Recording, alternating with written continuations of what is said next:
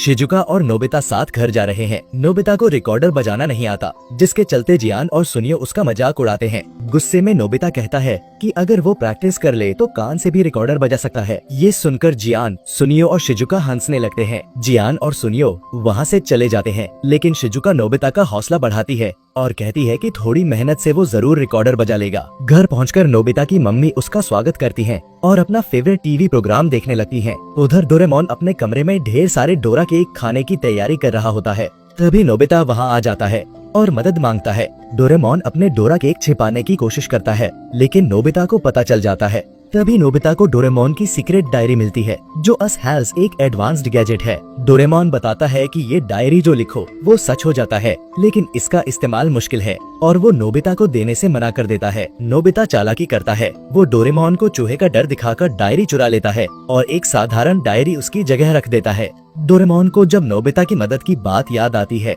तो नोबिता कहता है कि अब कोई जरूरत नहीं, सब सॉल्व हो गया। लेकिन असल में नोबिता ने डायरी अपने पास रख ली है। रात में नोबिता खुशी खुशी डायरी का इस्तेमाल शुरू करता है। उसी रात स्कूल की छत पर कुछ चमकता हुआ दिखता है और एक छोटी लड़की पिक्चर बुक लिए नजर आती है। अचानक 12 बजे हंसों की आवाज बंद हो जाती है। अगली सुबह नोबिता की मम्मी उसे उठाती है। टीवी पर न्यूज चल रही है कि अंतरिक्ष में दूसरे ग्रह के बीज मिले हैं, जिन पर रिसर्च हो रही है। स्कूल में म्यूजिक टीचर क्लास शुरू करने वाली होती है। तभी नोबिता के टीचर आकर बताते हैं कि म्यूजिक टीचर को इमरजेंसी की वजह से घर जाना पड़ेगा। क्लास का पहला पीरियड फ्री हो जाता है और बच्चे खुशी से बाहर निकल जाते हैं। ये सब नोबिता की डायरी की वजह से होता है, जिसमें उसने लिखा था कि आज म्यूजिक क्लास नहीं होगी। लेकिन अब चीजें गड़बड़ होने लगती है। जियान को दांत में दर्द हो रहा है, जिससे वो गाना नहीं गा पाता। सुनियो उसका मजाक उड़ाता है और जियान गुस्से में उसे पीट देता है। डोरेमोन को शक होता है कि नोबिता ने डायरी की अदला बदली की है। उधर साइंटिस्ट उस चमकती चीज की रिसर्च कर रहे हैं, जिसमें से एक जेली जैसी चीज निकलती है जो चलने लगती है। शिजुका नोबिता को अपने घर बुलाती है और बताती है कि उसकी पियानो क्लास कैंसिल हो गई। गुस्से में डोरेमोन नोबिता से पूछता है कि उसने गैजेट क्यों चुराया। वो बताता है कि डायरी की वजह से न सिर्फ म्यूजिक क्लास बल्कि दुनिया भर से म्यूजिक गायब हो गया है। नोबिता को अभी इसकी गंभीरता समझ नहीं आती। शहर में अजीब चीजें होने लगती हैं। माँ लोरी नहीं गा पाती, साइकिल वाला व्हिस्लिंग नहीं कर पाता और गिर जाता है, नर्सरी टीचर पियानो नहीं बजा पाती। लोग परेशान होने लगते हैं। नोबिता को अपनी गलती का एहसास होता है। वो डोरेमोन से सब ठीक करने को कहता है। डोरेमोन डायरी का पेज फाड़ देता है और सब कुछ सामान्य हो जाता है। जियान को पता चलता है कि उसके दांत में मछली की हड्डी फंसी थी और अब वो फिर से गा सकता है। डोरेमोन और नोबिता घर लौटते हैं। नोबिता की मम्मी डोरेमोन के लिए डोरा केक लाती है, जिससे वो खुश हो जाता है। लेकिन उधर वो काली जेली जैसी चीज लैब से भाग जाती है और अपने डुप्लीकेट्स बनाने लगती है। शाम को नोबिता नदी किनारे रिकॉर्डर की प्रैक्टिस कर रहा होता है। तभी एक रहस्यमयी लड़की उसे दिखती है जो दूसरी भाषा में बोलती है।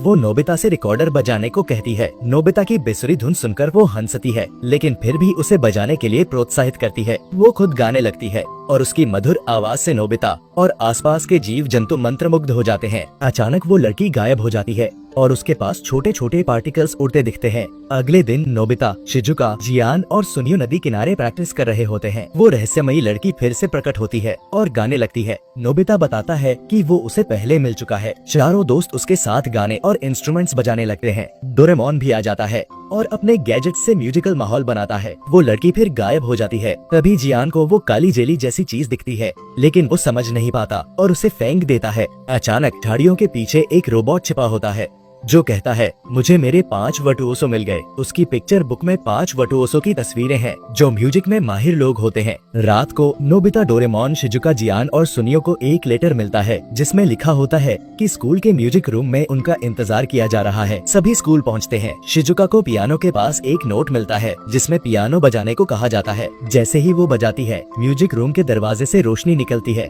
और एक रहस्यमयी आवाज कहती है, हमारी मदद करो। उस लड़की की गाने की आवाज भी सुनाई देती है। पांचों दोस्त उस दरवाजे से अंदर जाते हैं और आसमान की ओर बढ़ते हुए पृथ्वी से बाहर निकल जाते हैं।